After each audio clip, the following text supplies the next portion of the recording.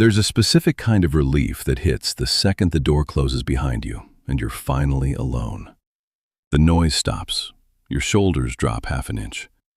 You can breathe in a way you somehow couldn't 10 minutes ago, out there, around people. Here's a small confession to start with. You've canceled a plan before, and the moment they texted back, "No worries, another time," you felt a little rush of joy, a tiny private celebration. Don't lie, we've all done it. Pajamas on by 8, phone face down, an evening with absolutely no one to perform for. If that's you, if being alone is where you feel most like yourself, most at ease, most safe, this one's for you. There's real psychology behind why some people feel safest on their own. It isn't antisocial, and there's nothing broken in it. For a lot of people, it's just how the nervous system is wired. But there's a quieter, more important question sitting underneath it, and by the end, you'll know which side of it you're actually on. Let's start with the part that's just biology, because it takes a weight off. You've probably been told in 100 small ways that wanting to be alone is a little bit wrong. That the healthy, normal thing is to be out there, social, surrounded, always up for something. And if you'd rather stay in, something must be a little off with you. Here's what the research actually says. Back in the 1960s, a psychologist named Hans Eysenck proposed something that decades of brain imaging have since backed up.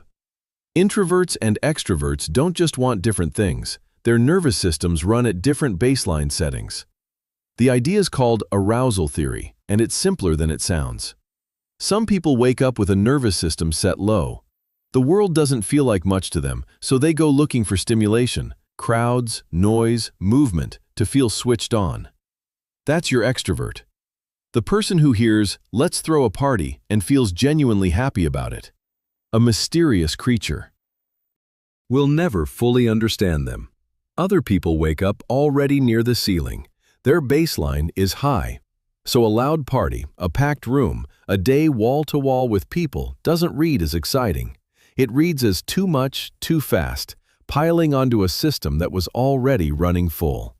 Your nervous system isn't broken, it just came with the volume knob stuck a little higher than most. For that kind of person, being alone was never hiding from life. It's the one place the volume finally drops to something the body can handle. They're not scared of the world. The world is just genuinely louder for them than it is for everyone else. So when someone like that gets home, shuts the door, and feels that wave of relief, that's not weakness. That's a nervous system finally getting to exhale. And it runs deeper than noise. Think about what being around people actually asks of you. You're reading faces, tracking tone, deciding what to say, how you're landing, whether that joke worked or died in the air. Most people do it without noticing, but if your system's already running high, all of that is work. Quiet, constant, invisible work. Home is the one place it stops. Nobody to read, nobody to manage, no version of yourself to keep up. You control the light, the sound, the pace. You get to just exist instead of performing existence for an audience.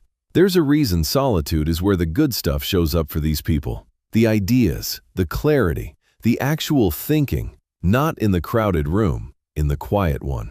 When your nervous system isn't burning everything it's got on managing other people, it finally has room left over for something else.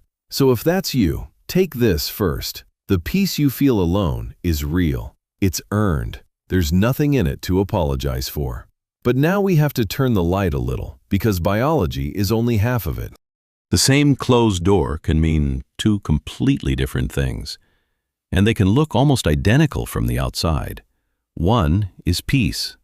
The other is hiding. And telling them apart might be the most useful thing you ever do for yourself. The healthy kind of solitude fills you back up. You spend time alone and come out steadier, clearer, more like yourself. You don't hate people. You actually like them in the right amount, at the right depth. You just need to come back to your own quiet to recharge, and then you're ready to go out again. The other kind doesn't fill you. It just feels safer than the alternative. There's a study from Durham University published pretty recently that tracked people's moods hour by hour through the day. And they found something worth sitting with. People didn't reach for solitude most when they were content. They reached for it hardest when they were feeling the heavy stuff, stress, tension, the sense of being overwhelmed. Younger people especially. For a lot of them, being alone wasn't about enjoying their own company. It was about getting away from feeling bad. That's the fork in the road. Because being alone can be where you go to restore yourself, or it can slowly turn into where you go to avoid everything that scares you. And from the couch, on a quiet Saturday, those two feel exactly the same. So here's the honest question, the one actually worth sitting with. When you stay in, is it because being alone genuinely feels good, or because being around people has started to feel too heavy to face? One of those is peace. The other is fear, quietly wearing peace's clothes. And if it's the second one, I want to say this gently, because it isn't a criticism. When the world's been overwhelming or painful enough, retreating makes complete sense. Home becomes a refuge, and thank God you've got one. But a refuge and a cage can be the same room. The only difference is whether you can leave when you want to, or whether the thought of leaving has started to feel impossible. And here's the part nobody warns you about. The retreat feeds itself. Every time leaving feels too hard and you stay in, staying in gets a little easier, and leaving gets a little harder. The outside world starts feeling bigger and louder than it really is because you're out of practice with it. And slowly, the thing that started as rest can quietly close in around you. That's the loneliness hidden inside this one. Not the loneliness of the person who loves their solitude and comes back to people restored. The loneliness of the person who wanted rest and accidentally built a life where almost nobody gets in. So how do you tell which one you are? A few honest gut checks. After time alone, do you feel refilled or just numbed? Restoration leaves you steadier. Avoidance leaves you a little emptier and quietly waiting to do it again. Do you still have people you're close to, even if you barely see them? Or has "I prefer my own space" slowly become the reason almost nobody knows what's actually going on with you? And the big one, if a good friend, someone safe, invited you to something small tomorrow, where does the no come from? Genuinely wanting your quiet night, or a little flicker of relief that you get to skip it? That flicker is the tell. Peace doesn't need to escape anything. Hiding does. None of this means you have to become someone you're not. If you're wired for solitude, you're wired for solitude. That's not changing, and it shouldn't. The goal was never to turn you into some social butterfly who lights up in a crowd. For you, that isn't health. That's just exhaustion with better PR. And this is the part where I'm supposed to hand you a 5-step plan to fix your whole life. I'm not going to.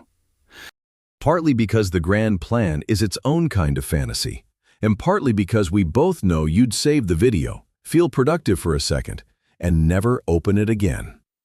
The real thing is smaller than that, and kinder. Make sure your alone time is something you're moving toward, not a wall you're backing into. Keep 1 or 2 real doors open, a couple of people who get to see the actual you, even while you protect the quiet that keeps you sane. Because you can love being alone and still not want to be truly alone. Those aren't the same thing.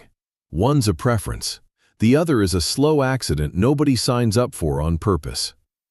So here's what I'd leave you with. If you feel safest alone, that's probably not something wrong with you. For most people who feel it, it's a real nervous system, a real need, a real kind of peace the loud world never made room for. Protect it. It's yours. Just every now and then, check the lock on the door. Make sure it's the kind you can open from the inside. Make sure the quiet is still filling you up and hasn't quietly started walling you in. Solitude was always meant to be somewhere you rest, not somewhere you disappear. So let me ask you honestly, when you're alone, do you feel restored? Or do you feel like you're getting away from something? Tell me in the comments. I read them. And if someone came to mind while you watched, the one who's always home, always fine, always turning things down, send it to them. Not to push them out the door, just so they know the difference between resting and hiding and get to choose which one they're doing. Take care of yourself. I'll see you in the next one.